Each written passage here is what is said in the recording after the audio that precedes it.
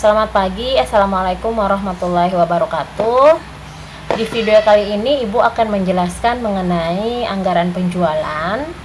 Ya, setelah kemarin materi yang dibahas adalah mengenai peramalan penjualan, forecasting, yang mana tujuannya adalah untuk menentukan berapa jumlah volume penjualan atau jumlah unit yang diproduksi untuk di masa yang akan datang. Nah, kemarin mungkin Ibu juga sudah memberikan beberapa video ya untuk metode perhitungannya untuk menentukan volume penjualan. Nah, setelah itu kemudian dibuat anggaran penjualannya. Oke. Nah, yang pertama yang paling penting dalam membuat anggaran penjualan tentu harus ditentukan harga jualnya dulu.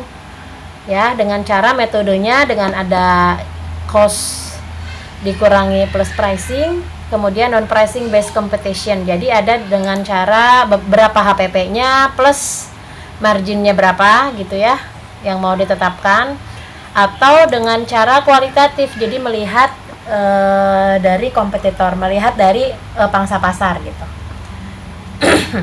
Ya. Nah, di sini kita langsung ke contoh soal. Kalian bisa dibuka modulnya. Yang pertama, contoh kasus penentuan volume penjualan melalui perubahan harga jual. Semula perusahaan mengharapkan dapat menjual 15.000 unit produknya dengan harga jual Rp20.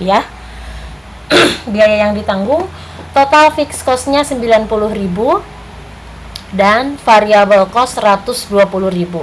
Nah, berarti variable cost-nya ini bisa berubah ya sesuai dengan jumlah unit produksinya.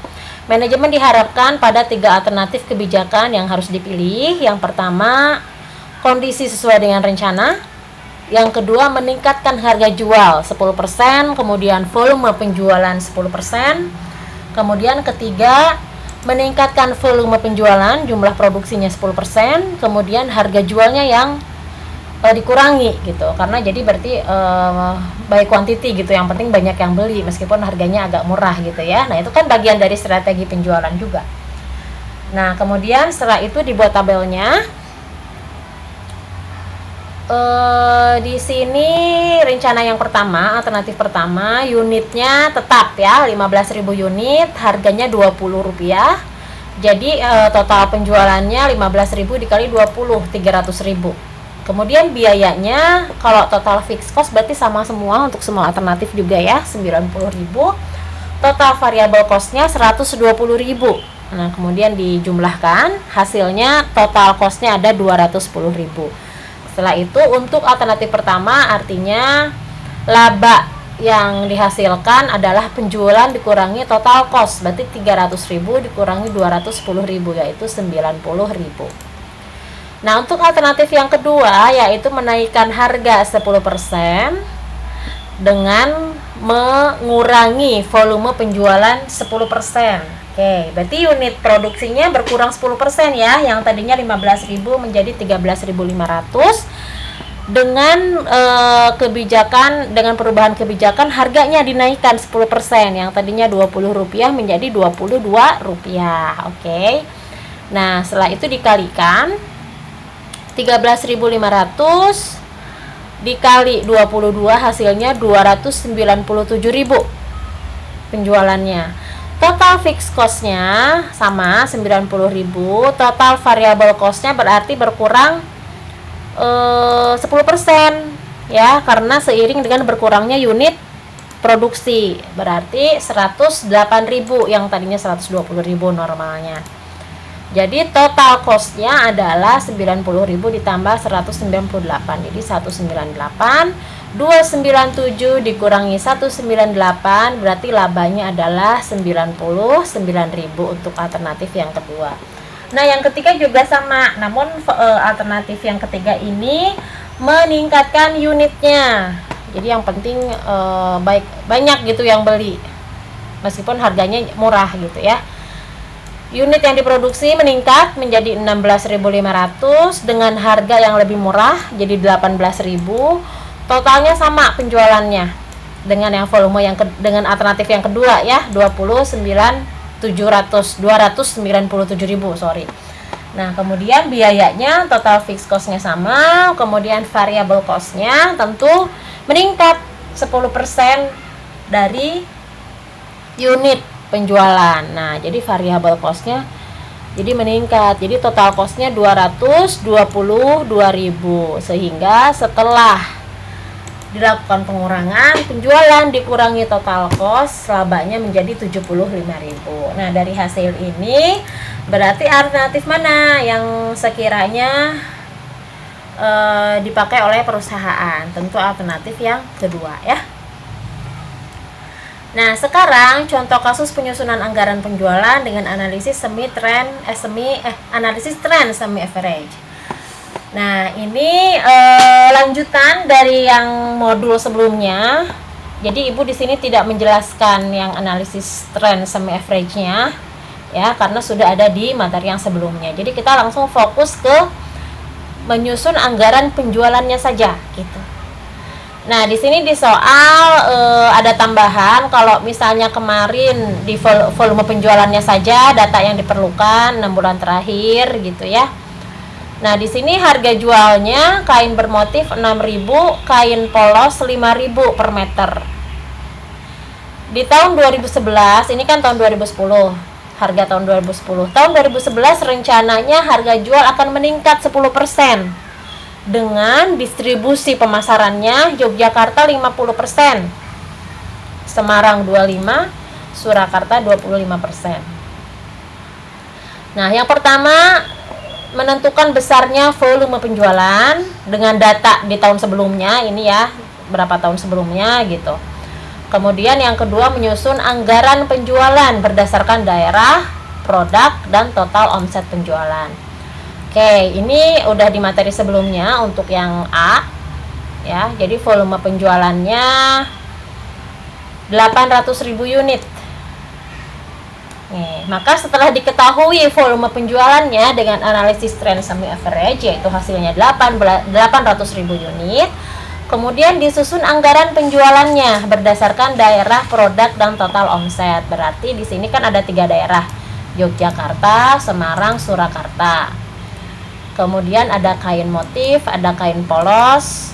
Unitnya langsung dibagi saja. Ini kan 800.000 untuk Yogyakarta, berarti 50%-nya ya.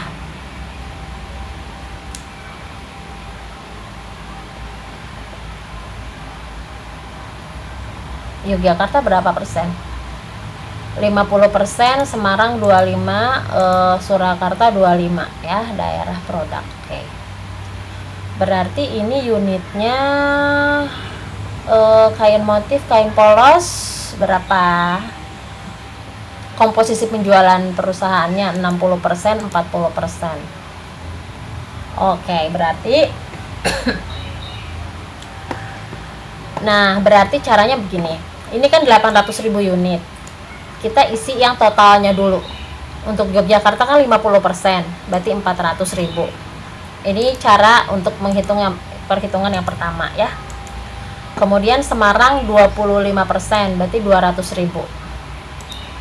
Surakarta 200.000 sisanya. Berarti tahapan pertama yang dihitung adalah yang total total penjualannya dulu di setiap daerah. Setelah itu baru dibagi menjadi jenis produknya, ada motif, ada yang polos. Untuk motif kan 60%, berarti 400.000, 60 dibagi 60%-nya itu berapa? 240.000 gitu. Baru perhitungan yang pembagian berdasarkan jenis produknya gitu ya. Sama yang Semarang juga, ini yang motif 60%, yang polos 40%. Surakarta juga sama. Setelah itu baru dituliskan harga jualnya, harga per unit. Harga per unitnya itu untuk kain motif kan di tahun 2010 6.000, kain polos 5.000. Namun 2011 ini ada rencana peningkatan 10%. Jadi yang motif 6.600, yang polos 5.500, sama semua setiap daerah. Ya. Kemudian baru Ditotalkan, ini kan dalam jutaan rupiah. Tuh, jadi 240.000 unit dikali 6.600. Berarti hasilnya 1, berapa M ya. Nah, kemudian yang polos juga sama, kemudian dijumlahkan untuk daerah Yogyakarta, berarti total penjualannya, anggaran penjualannya yang dihasilkan untuk tahun 2011 dari dua jenis produk motif dan polos adalah 2,4 M sekian gitu. Begitupun dengan harga yang Semarang ya dan Surakarta. Jadi dikali-kalikan, unit kali harga per unit, unit kali harga per unit, terus ditotal, kemudian berdasarkan wilayah. Seperti itu untuk mengerjakan anggaran penjualan. Jadi tahapan pertama dibagi berdasarkan daerah dulu. Oke, ini ada soal yang harus dikerjakan. Soalnya ada di modul. Kalian langsung mengerjakan langsung dua-duanya saja deh ya. Jadi sama seperti yang tadi, namun dibedakan sedikit soalnya supaya kalian ada latihan di rumah ya. Seperti biasa, silakan dikerjakan, kemudian diposting di assignment. Terima kasih. Semoga kalau misalnya ada yang tidak paham bisa isi di forum gitu atau di grup WA. Terima kasih. Tetap semangat belajar di rumah dan jaga kesehatan. Demikian video dari Ibu. Terima kasih. Wassalamualaikum warahmatullahi wabarakatuh.